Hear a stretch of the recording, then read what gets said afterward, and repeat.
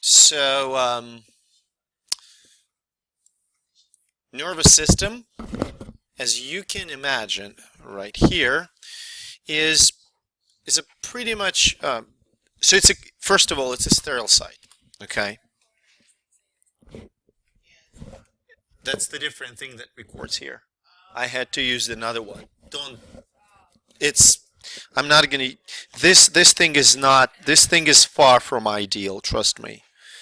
This thing is far from ideal. Okay. Let me just switch to. Okay, there we go. Okay, so the nervous system is a sterile site. Although there are some data that suggest maybe there are some traces of bacterial DNA in the brain tissue, we don't really know. And so far, since we don't have a rock solid proof of it, we consider it to be sterile. Anything that is present in the brain or in the meninges, we should treat as potential pathogen. Okay. Blood-brain barrier, right? The barrier between the blood in the brain capillaries and the brain tissue itself protects the brain parenchyma, the neurons and the glia, from invasion of the microbes. But I want to remind you that not only brain parenchyma, but also the meninges, the three layers, pia mater, arachnoid matter, and dura matter, and especially the cerebrospinal fluid that circulates around the spinal cord and around the brain, can also be the site of infection and may actually present a problem for a brain. So inflammation of the meninges, Skald meningitis. The most severe meningitis is caused by bacterial infection. Less serious, it's viral, but it doesn't make it any less pleasant, considering the fact that most of the virus infections cannot be treated with any specific drug.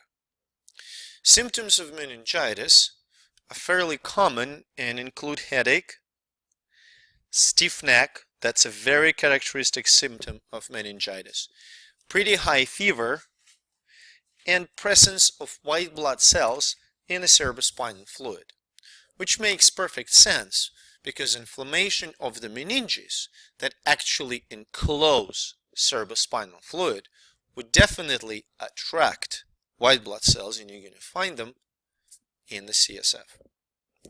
The first and the most prominent cause of meningitis is the gram-negative cocci, Listeria Monocytogenes. You can see it here in the picture.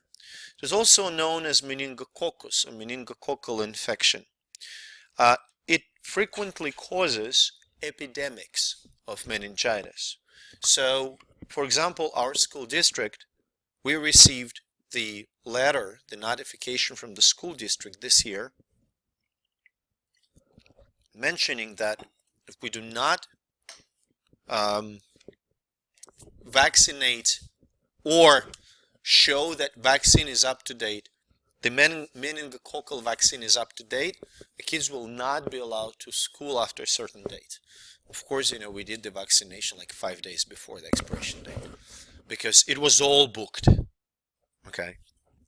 So it's probably the most serious form of meningitis, which can cause the lethal outcome 24 to 48 hours after presentation to the hospital. It can be treated by the variety of different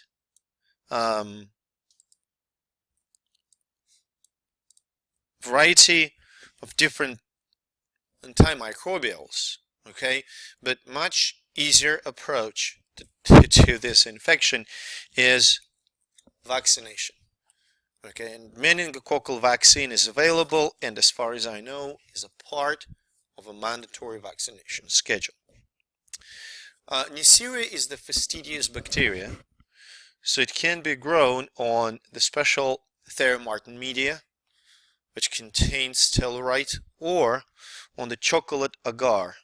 You can see the growth of Neisseria here in the chocolate agar. It's not a blood agar, although it does contain cooked blood. Blood that has been treated with increased temperature so that all red blood cells were lysed and released its content into the agar itself. That makes sense? A distinctive feature of the meningitis caused by Neisseria is formation of petechia. It is caused by the decreased number of platelets in the blood as the result of systemic infection. And petechia allows you to diagnose this infection by the clinical symptom, or at least suspect the infection by the clinical symptom before the results of the culture can be gotten from the lab, especially considering the fact that it can be so fast in terms of the development. Two other common causes of the bacterial meningitis are streptococci and Haemophilus influenza. Streptococcus pneumonia, often referred to as pneumococcus, you can see the pneumococcal microbes, the cells, in the sample of cerebrospinal fluid, can cause a respiratory infection. It's a pretty common cause of respiratory infection and infection of the middle ear. However, and you can imagine that infections, respiratory and middle ear infections, fairly close to the brain. So if this microbe reaches to the cerebrospinal fluid, it can cause very severe meningitis. Okay, it's a frequent cause of community-acquired meningitis, which means it can be acquired in the schools and the different public places. It does not cause petechia, which allows us to distinguish between meningococcal and pneumococcal infection. Right? And vaccine is also available. It's called Prevnar. Okay, and it's a gram-positive, by the way. It's a gram-positive cocci. Okay, so you can see that vancomycin, penicillin, inhibitors of the cell wall synthesis, most commonly used to treat strep pneumonia. But again, vaccine is extremely effective. It contains, as far as I think it's 19 different strains of strep pneumonia, and it is highly recommended to the susceptible population, which includes kids and especially elderly, because this infection, question? I don't know about nursing program, but in a nursing, in places with a permanent large concentration of people, nursing homes, the epidemics of pneumococcal infection can be really devastating. So it's highly recommended that, and people are immunocompromised just because they're older. Okay, so it's recommended for those folks to get the vaccine. Haemophilus influenza. What you may have learned about it's HIB, Haemophilus influenza B. The vaccine is called HIB vaccine. It's gram-negative rod. You can see the colonies of Haemophilus influenza on the blood agar here. Can be fairly easily destroyed by disinfectants and the temperatures, but nevertheless can be commonly acquired, okay, by children. One of the most common causes of otitis media, for example, the infection of the middle ear. And it's a respiratory infection, so it can cause all kinds of problems. Now, we do have a vaccine, and it's extremely effective, and it's a part of the calendar. Okay, now if we go back to the diseases that are caused by this microbes, it's meningitis, inflammation of the meninges. One of the symptoms of inflammation is swelling. If meninges start to swell, if there is accumulation of fluid in, say, subarachnoid space, what's going to happen to the intracranial pressure? It's going to increase, and increase the intracranial pressure will impair brain function. Does that make sense? So that's why I want to mention often steroids given during the meningitis to actually reduce inflammation, which sounds somewhat counterintuitive because steroids are immunosuppressants. But in this case, there can be more damage coming from inflammation from that increased intracranial pressure rather than from the direct damage from the bacteria. So if you can simultaneously control bacteria with antibiotics and dampen the inflammation with steroids, the outcome can be positive. Listeria Monocytogenes. I bet you have heard about it. It's a very, so you can see it's a gram-positive rod, and it can be, and often is, a common contaminant on the greens. Actually, different types of foods that you can buy in the produce, especially in the produce department. It's fairly resistant, that's why you can find it in that produce, and it's orally transmitted. Now, in at-risk populations, it can cause meningitis, okay? Because newborns are immunocompromised in the sense they did not develop the immunity yet in its entirety. Immunocompromised have the same, well, people with, say, AIDS or people transplant, okay? They don't have a competent immune system, so the same. But in this case, they have to develop septicemia first. Does that make sense? Infection has to go systemic because usually it is restricted to intestines. Well, fever as an accompanying feature, but it's mostly diarrhea. One of the most famous Listeria outbreaks in the US happened about 6 or 7 years ago, and Listeria was actually found on the surface of cantaloupes. How did it get, and well, I don't know about you, but when I eat cantaloupe, I don't eat the skin. So the question is, how did it get there? Any ideas?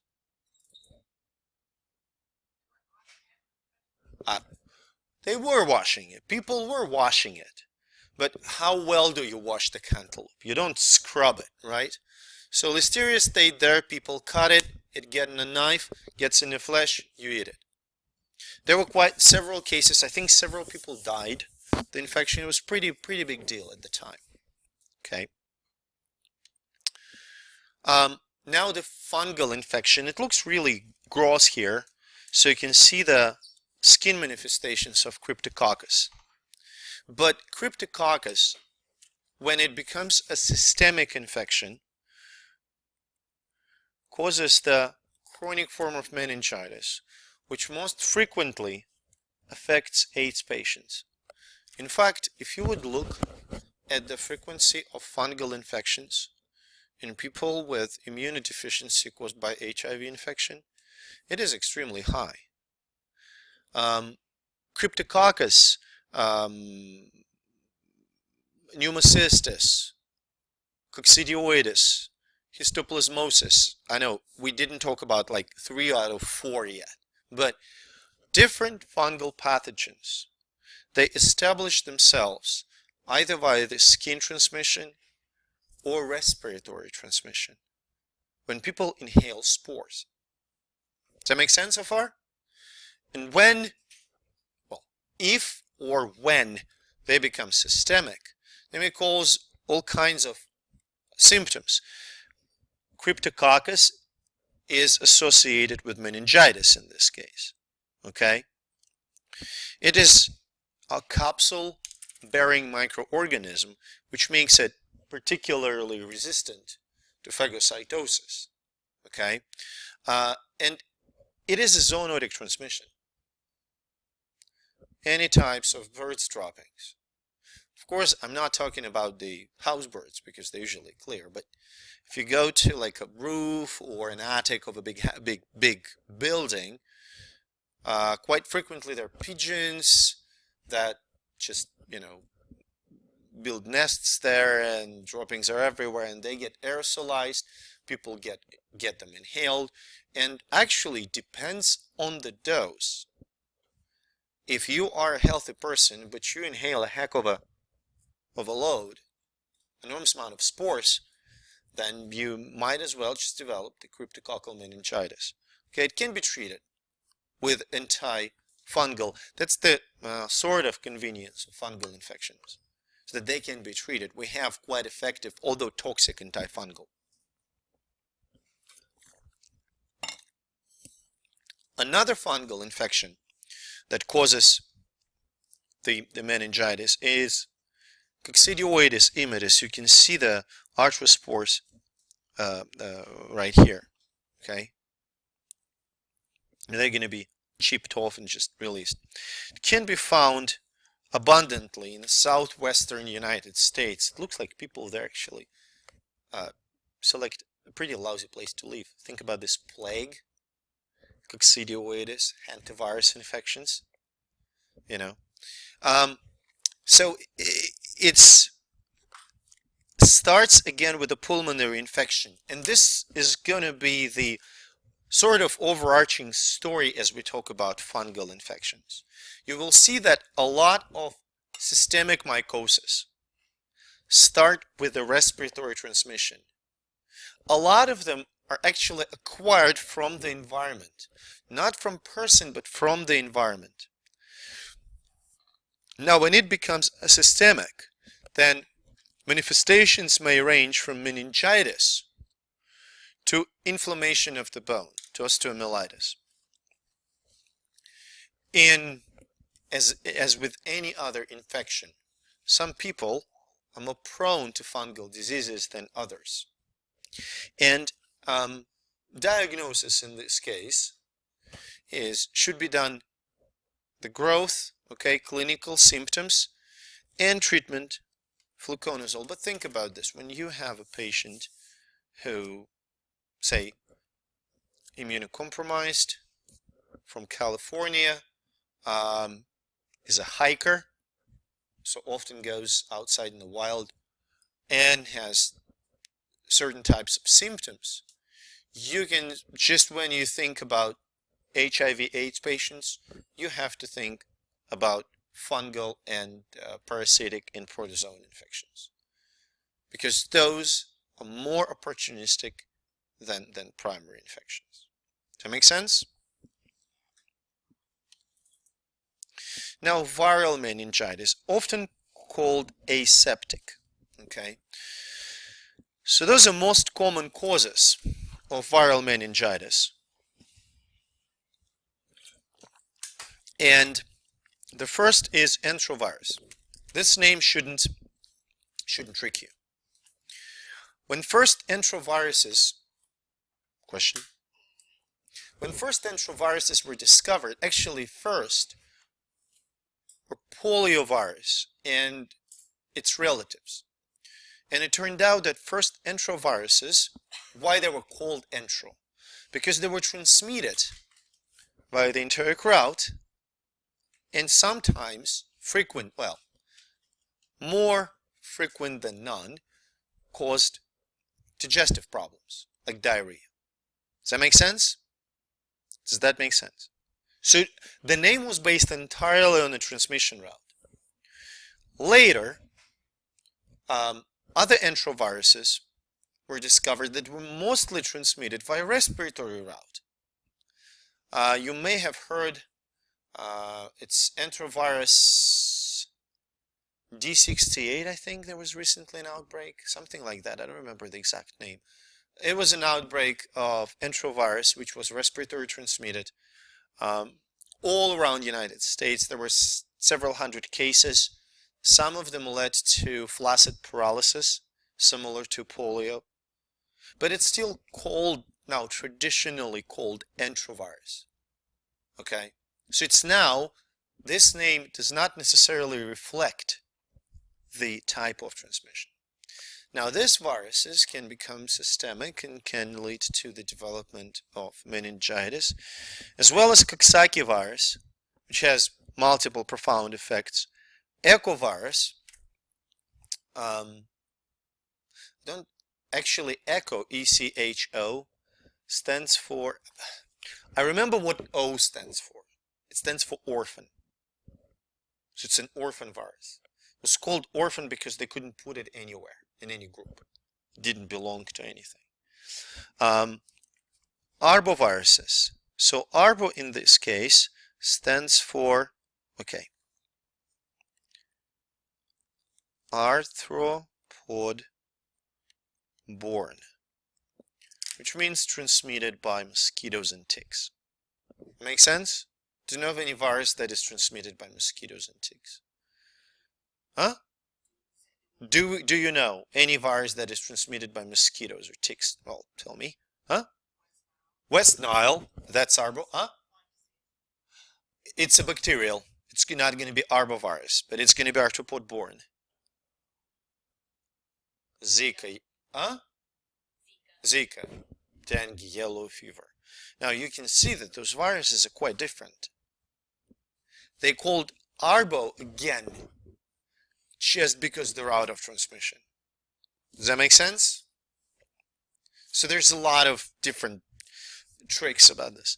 In some cases, herpes, mumps can cause the viral encephalitis, and in some rare cases, those infections can cause encephalitis. I don't want to focus on the rare ones.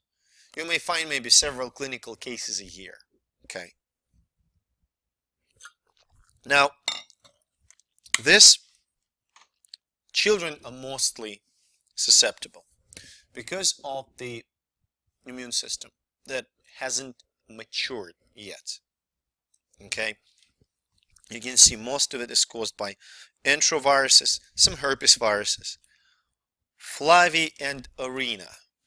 So flaviviruses are pretty common in the United States. We talk about West Nile, we talk about dengue, we talk about Zika. Some of them are more neurotropic than others. Say West Nile and Zika virus seem to affect brain and brain development and maybe cause meningoencephalitis. Others less so. Okay. Usually the mortality from the viral meningitis is lower. The main treatment against it is steroids. So antivirals, only if available. We can treat herpes virus encephalitis fairly easily. Actually, some people are genetically susceptible to that type of disease, and they can be treated, if it's herpes virus, they can be treated with acyclovir. But other than that, there is not so much treatment for this. Does that make sense? Now, one thing that I wanted to mention here and kind of show it to you. Look at some aspects, diagnostic aspects. Okay. So color and glucose. Okay. Now look at this. So color, CSF in case of bacterial meningitis is going to be white, but not clear. Why? No. The color, it's going to be white because of just bacteria and white blood cells. Now, glucose, you focused on this. Yeah, glucose is decreased now. This bacteria can independently metabolize glucose, right? They can just use glucose that is in the CSF. Viruses, although they are in the CSF, if CSF is cell-free, sort of. They need a cell. They can't metabolize glucose on their own. So they're not going to decrease the glucose concentration. Okay? When you detect viruses in the CSF, they don't replicate in the CSF per se. They probably replicate in the cells of that compose dura matter or subarachnoid matter, and then they are released in the CSF and just hang out there. Does that make sense? Neonatal, in addition to Listeria Monocytogenes that we discussed, neonatal meningitis can be called by strep agalactiae, so-called group B streptococci, and E. coli. So, in utero transmission, not very common. Most common is the birth canal passage. We mentioned that sometimes the microbes that normally present in the digestive tract, like E. coli, can be accidentally transferred into the urogenital tract of the female. Sometimes, and frequently, they don't even cause any symptoms, because if the numbers are relatively small, they're going to be controlled by the local microbiota. But if these microbes somehow enter the not compromised, but not immunocompetent baby, then they can start to replicate and cause meningitis. So E. coli and strep agalactiae can be transmitted from the birth canal to the baby and cause meningitis, neonatal meningitis. Does that make sense? So this is a vast assembly here, different causative agents for meningeal inflammation. And what I want to focus is that here you have 4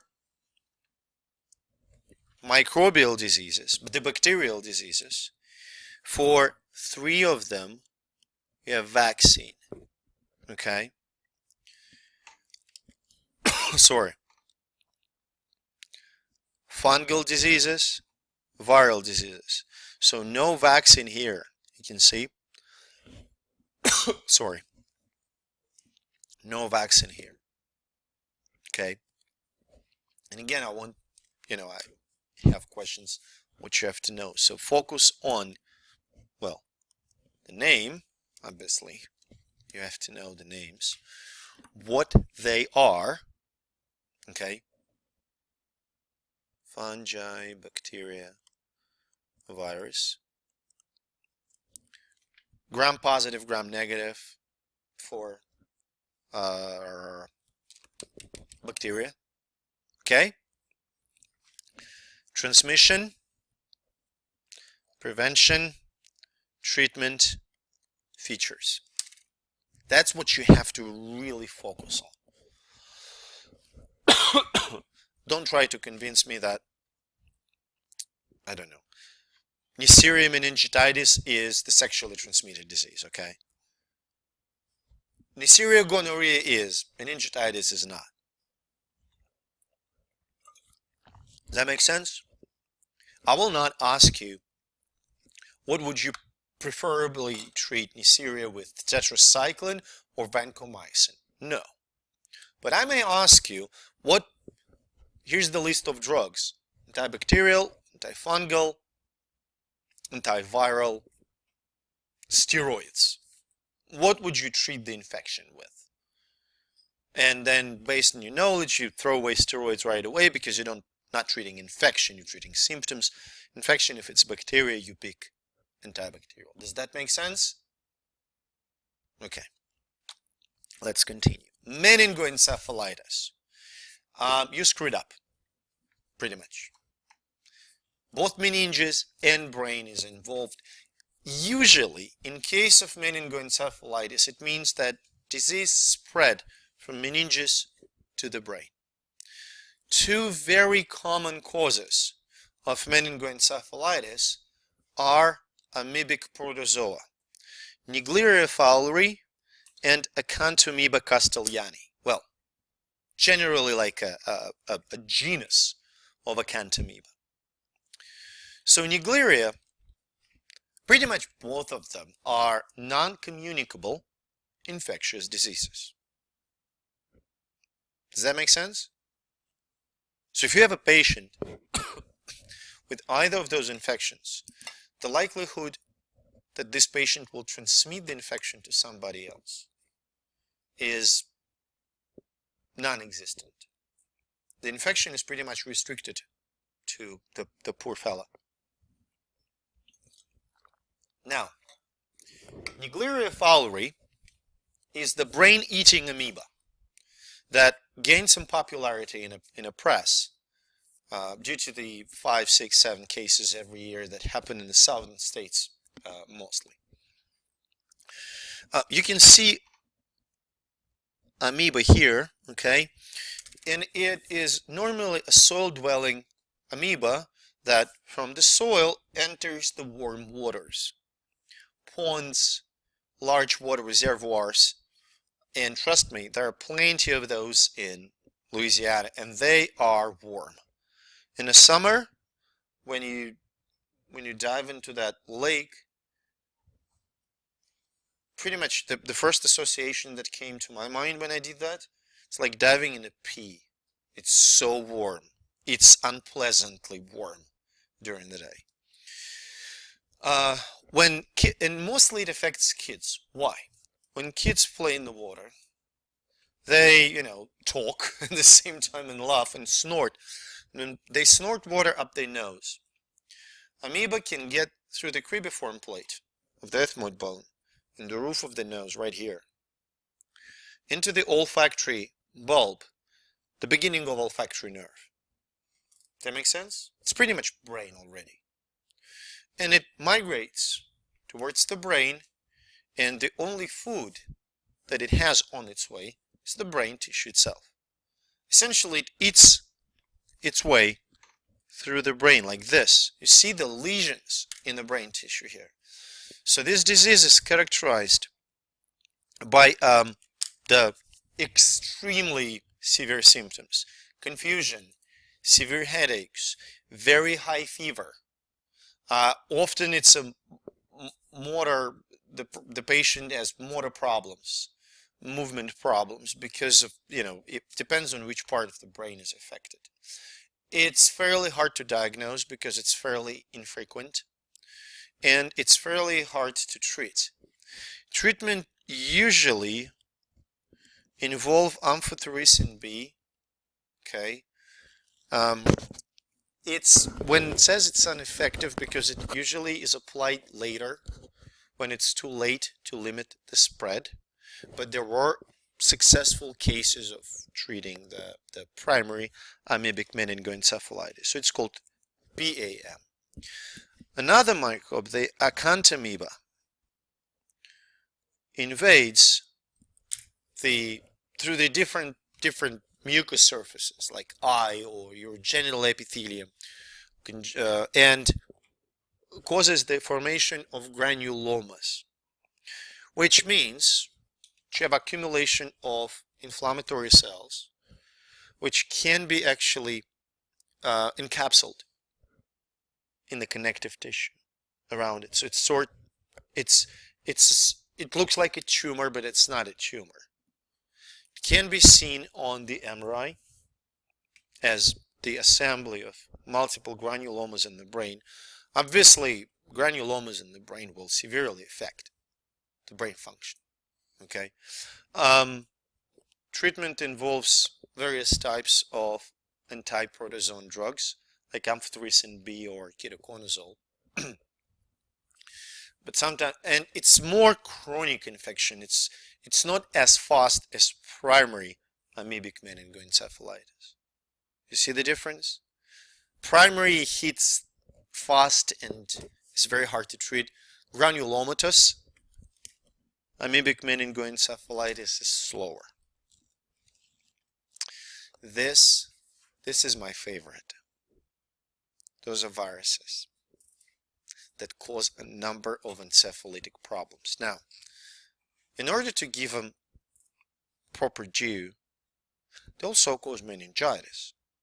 But usually, when it comes to meningitis, it actually becomes both meningitis and encephalitis. So in this map, you can see a lot of alphabet soup. SLE, E, we, lac, those acronyms stand for different arboviruses, arthropod-borne viruses, okay, that are transmitted mostly by the mosquitoes. Virtually almost all of them, except for, as far as I remember, these two guys, W and E, are flaviviruses. Others, W and E, are alphaviruses. This is the electronic microscopy, the reconstruction of the virus structure. It's pretty amazing, actually. So the infection usually is biphasic, okay? It starts with a flu-like illness. You see, I put it in quotes, flu-like illness. Did I mention the dengue? Yeah, so what I mean is, how flu-like is that? No? My former boss had at the time when I studied one of the flaviviruses, she told me the story. She was in a plane with the American, the soldier, the military man. I don't know what branch of military was that. And this gentleman served in Southeast Asia, something like Indonesia or Singapore, in that whereabouts, okay? And he acquired dengue there. And she kind of said, oh, the first phase, flu-like illness. And he said, really? Really, flu-like illness? He said, if I could reach my gun, I would shoot myself. It was so awful. But I couldn't. It is so debilitating, physically debilitating. It's high fever, it aches everywhere. So that you really struggle. It's nothing like flu. So it is applied to pretty much every illness that's listed here. And it's biphasic, which means after the first phase, flu-like illness, you may or may not develop encephalitic disease. Generally speaking, people who go through the first phase, usually 1-2%, except for some viruses, develop second phase. Okay? But you never know. It's just like playing Russian roulette. You have the first, are you going to develop the second phase or not? So first that I want to talk about is Western equine encephalitis. Equine. What is equine? Thank you. What is equine? I know. Horses. Yeah, it's horses. When we say equine, equine belongs to horses, right? So this virus causes horse encephalitis, and it's actually a big problem in horses. But it also can be transmitted to humans. And in humans, it can cause a debilitating disease. We don't have vaccine. It's mostly Western equine encephalitis, belongs to the eastern shore of the United States, like New England. Can cause debilitating disease. Vaccine, when I say we have no approved vaccine, you see?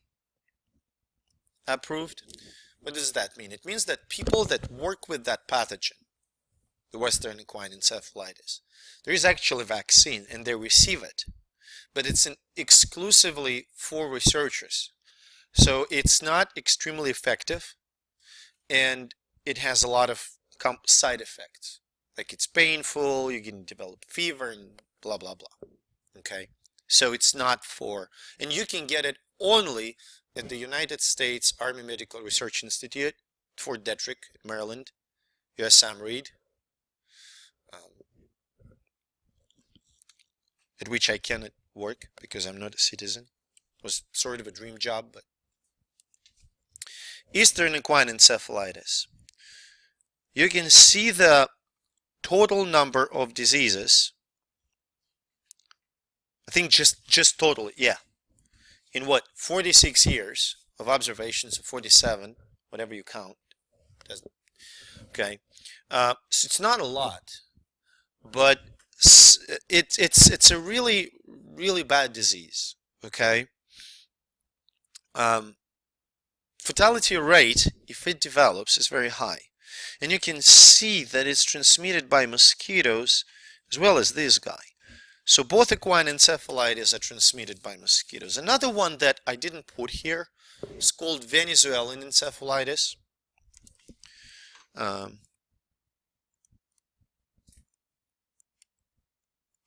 Okay, it's rare, extremely rare. Now, why do we pay so much attention to it? These viruses can be, or at least United States Department of Agriculture and CDC think so, they can be weaponized. You understand what it means? They technically can be used as the biological warfare. That's why they are called select agent.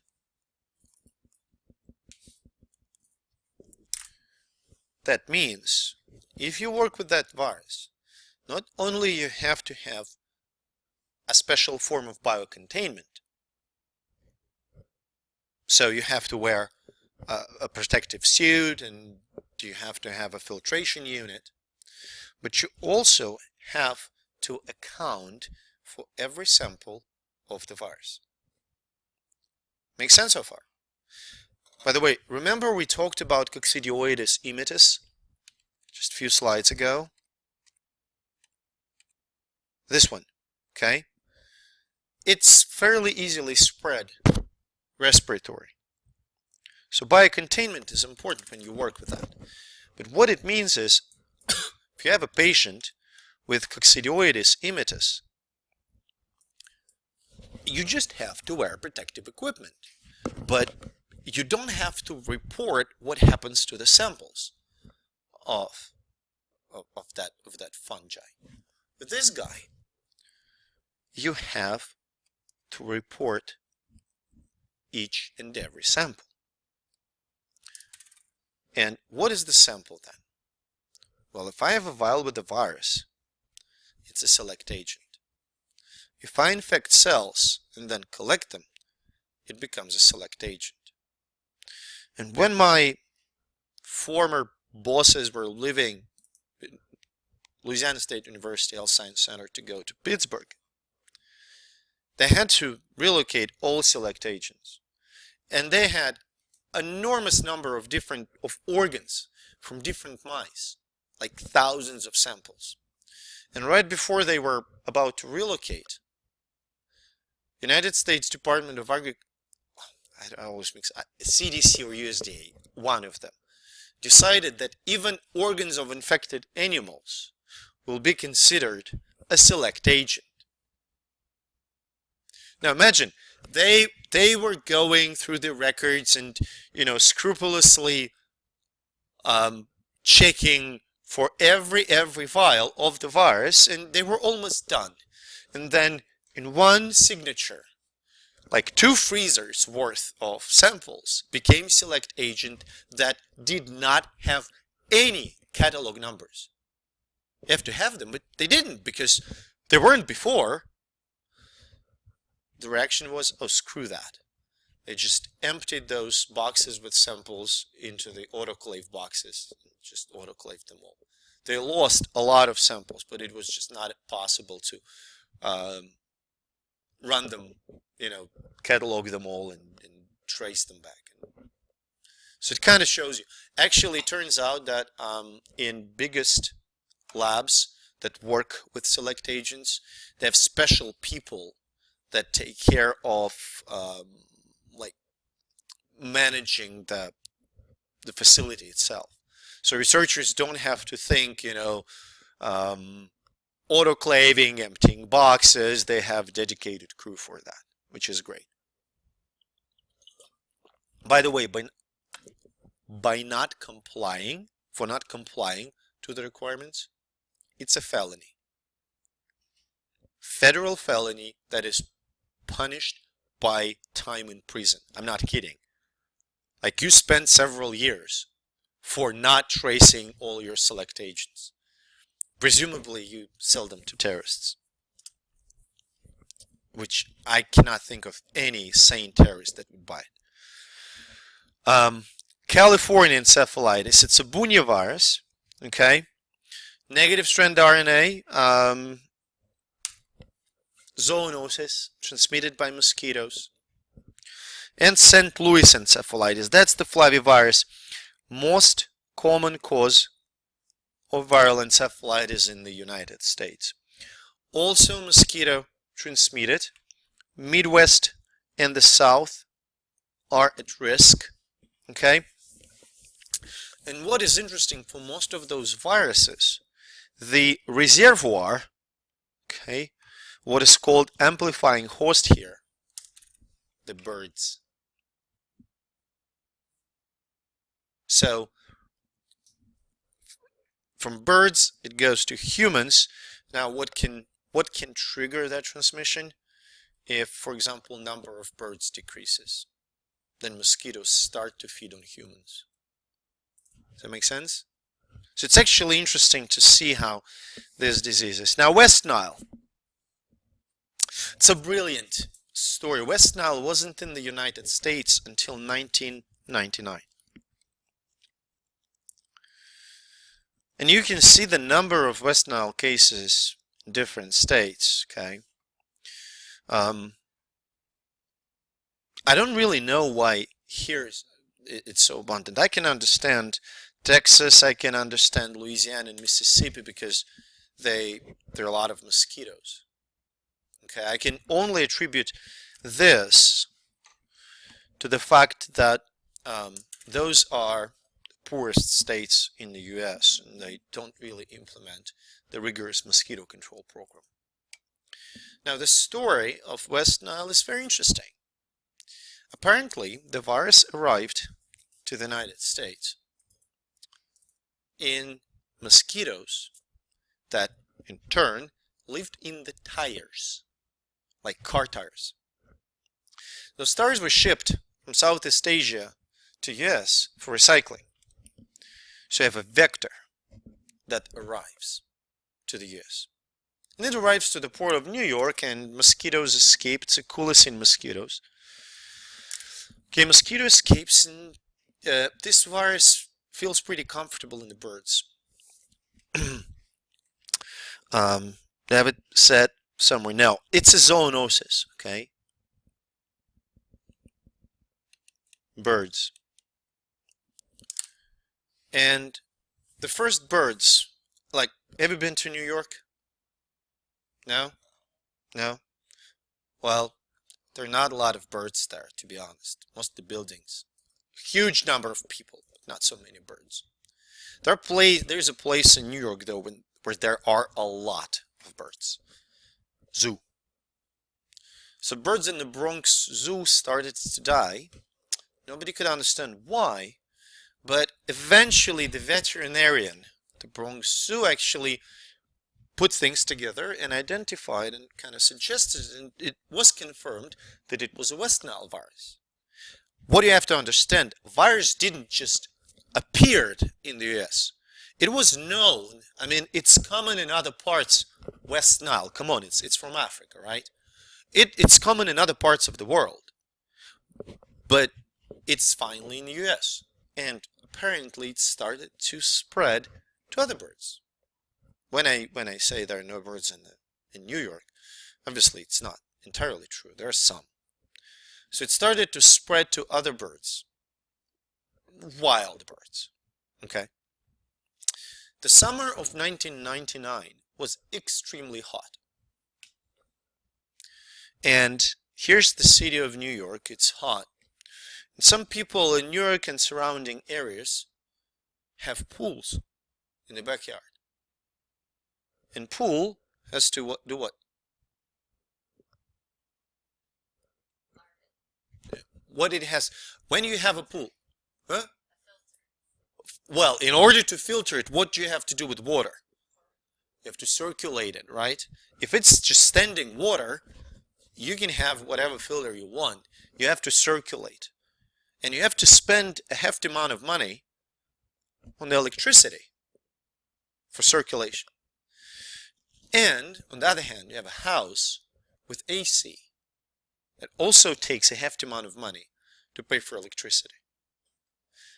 If you, in the hot summer, have to choose between AC and a pool, what would you switch off? The pool, obviously. And that's what homeowners did. And pools were left without circulation. How do we call the pool without circulation? It's a breeding ground for mosquitoes, right? Standing water. So, mosquito population in New York and that surrounding areas started to climb up. Now, mosquitoes feed on birds. It's hot. Insects, that is a normal food for birds, aren't really common. Okay, so insect population declines, bird population declines. When we say feed, it's not food. They take blood meal. They need blood. They just need hemoglobin. That's it. So birds are not really available for mosquitoes anymore. Other warm-blooded animals that are in a vast supply, except for birds, humans. Mosquitoes start to feed on humans. And that actually, so that ecological succession, does that make sense? That kind of simplified ecological succession led to an outbreak, and then of course it's only a matter of time when mosquitoes get spread through the United States. In the car, by the draft, in the planes, there's so many options, right? And eventually now you can find West Nile in every state. The total number of people with evidence of infection, roughly 3 million, which is not a lot, 1% of population. But it's a fairly bad disease.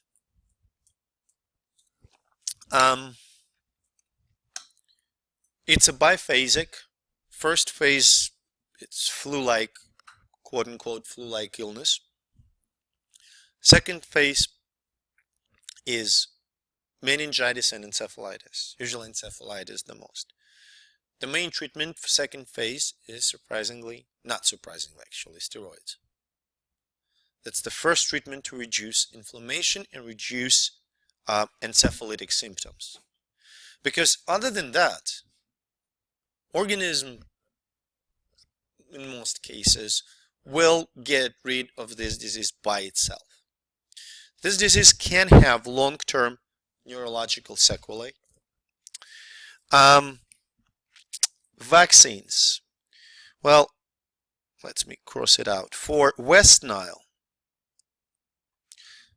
the most effective control measure is the insect control. One of the states that achieved great success in it is Florida. In Florida, they have special service that sprays BT. Have you heard about BT? It's a very effective insecticide, actually organic, certified organic. It's a protein from bacteria called Bacillus thuringiensis. And I don't remember what it does, but it pretty much kills the mosquitoes. And they treat the whole state pretty much with that insecticide, and they keep the mosquito numbers low. In fact, in Miami, as far as I know, the homeowner can be fined if he or she turns off the pool recirculation. They must circulate the pools. to prevent mosquitoes from growing. That was, by the way, one of the reasons of the dengue outbreak in Florida when, in 2008, after the housing crisis, all those standing water in the pools, breeding ground for mosquitoes. Other viral encephalitis, HSV. Okay, you can see the lesion right here, encephalitic lesion. It's our old friend that causes cold sores, that causes genital lesions, although this one is mostly HSV1, which causes cold sores. Okay, it's one of the biggest viruses that infect humans. In HSV positive mothers, in mothers that not only have HSV, it's important. So when we say HSV positive, like I'm HSV positive, but I don't have the infection right now, the replicating virus. So why mothers? When woman is pregnant, she becomes immunocompromised, right? Otherwise, she would reject the baby. In immunocompromised woman, HSV starts to replicate. It may not even cause any symptoms in the mother, but it may cross the placenta and infect fetus in utero. That causes extremely severe consequences. If you will Google congenital herpes, it gives you rather disturbing images. Probably encephalitis is one of the most striking consequences because it may lead to the mental retardation, developmental disabilities, and so on. Okay. Prognosis is poor. Babies can be treated, but the long-term sequelae will remain. They may be of, starting from mild mental retardation, ending with deafness, motor impairments, and severe mental retardation. So it's really bad infection. Another very interesting infection is JC virus. So you can see JC virus here with a label stained brown, in the brain of a patient with progressive multifocal leukoencephalopathy. So you can see that leukoencephalopathic lesion. So what it is, PML, that tongue breaker, okay, is the disease in which virus, the JC virus, which is polyomavirus, double-strand non-enveloped DNA virus, relative of papilloma but not the same, sort of a cousin. And this virus becomes reactivated in the brain. Up to a certain age, 70-90% of population are infected with JC virus. It's pretty common. And in healthy people, even in elderly, doesn't cause any symptoms. Its immune system controls it very well. But when patients become immunocompromised, either due to the AIDS, not necessarily HIV, but AIDS when immunity is suppressed, or after the treatment for multiple sclerosis with the drugs like rituximab or natalizumab, which are powerful immunosuppressants, JC virus starts to replicate in the brain, and it causes the infiltration of white blood cells in the brain, and it causes the brain damage. And once PML caused by JC virus starts, there is no treatment. It's pretty much 100% lethal. We talk about time. Does that make sense? It was discovered in MS patients treated with natalizumab. Patients, approximately 1 in 100 patients, developed PML and died. The company that produced natalizumab, which I can't think of, I don't remember, seriously, I don't want GSK or AstraZeneca. I don't. Anyway, the company immediately recalled the drug. So kudos to company. They immediately recalled it from the market, and they kind of contacted FDA and said, look, we have very effective drug, which is very effective to treat MS. But this is the side effect that we never saw in the clinical studies. Never. And when we now have thousands of patients using it, we start to see this. So what are we going to do? And FDA sat down with the company and the patients. And they discussed it.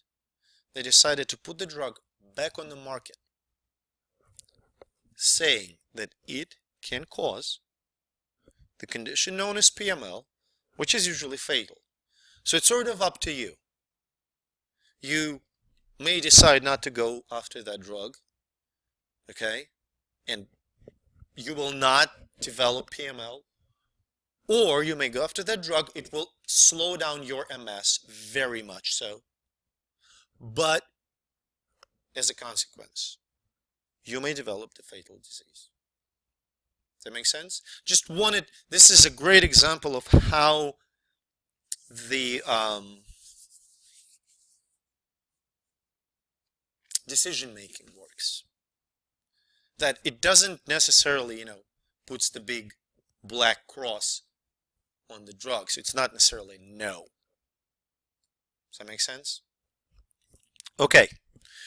We're going to stop